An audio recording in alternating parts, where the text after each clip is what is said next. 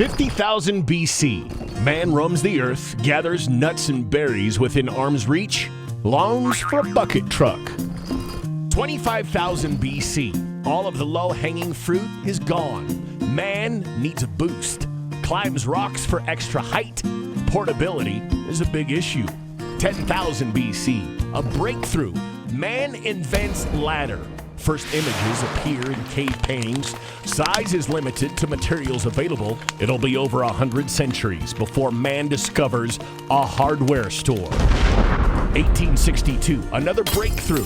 John Bowsley patents a brand new kind of ladder. Instead of one rail and round rungs, it features two sets of rails attached by side hinges and horizontal slats that look like stairs, giving it the name stepladder. Like all the ladders of the last 11,000 years, the new stepladder was made of the same old material, wood, about the only choice for portable ladders. It would take another 50 years before aluminum would make its way into mainstream use as ladder material. It was strong, lightweight, but introduced a new problem. And only a decade or so after that, fiberglass becomes another choice. Today, ladders come in a wide array of shapes, sizes, colors, and materials, but they still have one thing in common, allowing man the ability to fall from amazing heights if he isn't careful. Oh no! Today, you'll be seeing ladder safety presented in a whole new way, and we plan on having a little bit of fun with this subject to keep things informative and entertaining. But remember, as always, your safety is no joke.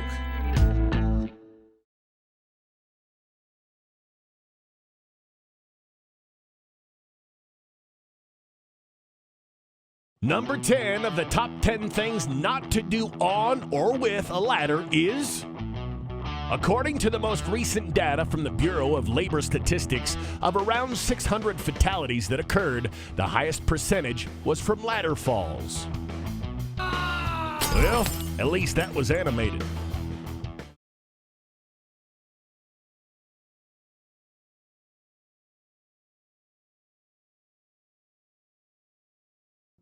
Right here we have our 28-foot extension ladder that we use across the MSO. You notice I have a hard hat here and I'm not wearing it. Well, there's a reason for it. Nobody's on it, including myself, so there's no real danger at this point. Later on we're going to be talking about the safety aspects of it when you do need to be wearing this. But for now I'd just like to touch on a couple key points about the ladder. With these extension ladders, it's made up of a few really important parts. You got your base, which of course has a feet attached to it, planted firmly on the ground. You got your fly section, also known as the extension portion of the ladder. You got your flappers that are going to hold it in place during the extension. Rope and pulley system. If you take a look over here, you can see a couple other key parts of this. You got your hooks and your V-rung. A couple things that make this really independent from other types of ladders.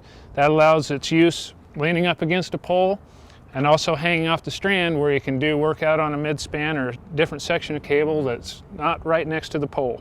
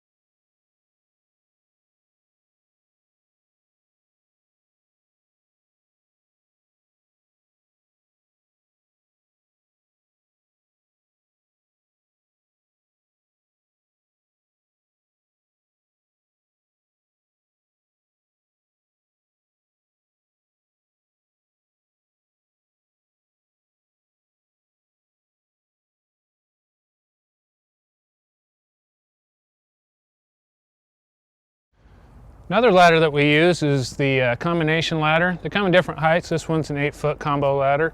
And, well, the combination part of it's pretty straightforward. It can be used in this A-frame setup like we have right now. There's the tricky part right there, which we've all missed a time or two. You always got to make sure that latch is in place. And we got the spreader section right here, needs to be locked firmly in place. We're going to talk more about that later on the safety and inspection side of it. But it can also be collapsed and leaned up to a 13-foot height alongside of an exterior of a building or interior house if it so needed the purpose to do that. But that's our combination ladder.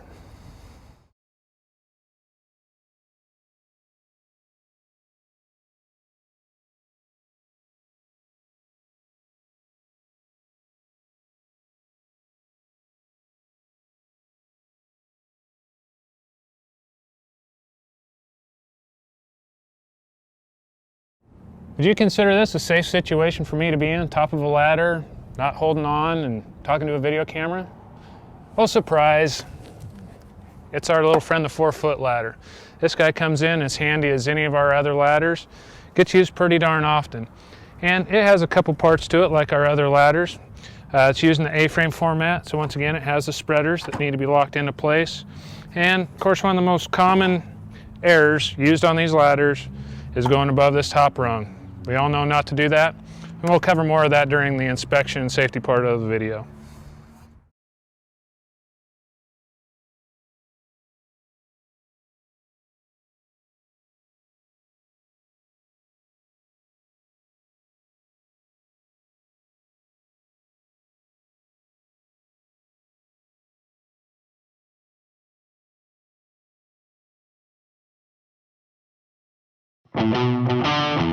Number 9. Only those trained, fit, and judged competent by their employer shall use ladders.